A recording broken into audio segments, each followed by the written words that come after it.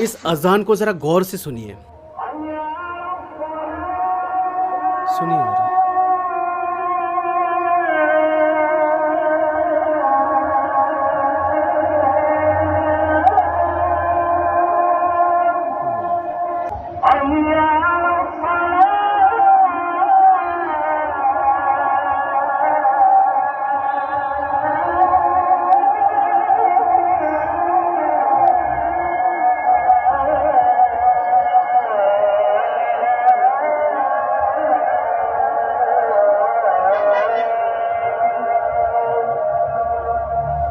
क्या आपको नहीं लगता कि आवाज़ में एक अलग ही दर्द छुपा हुआ है?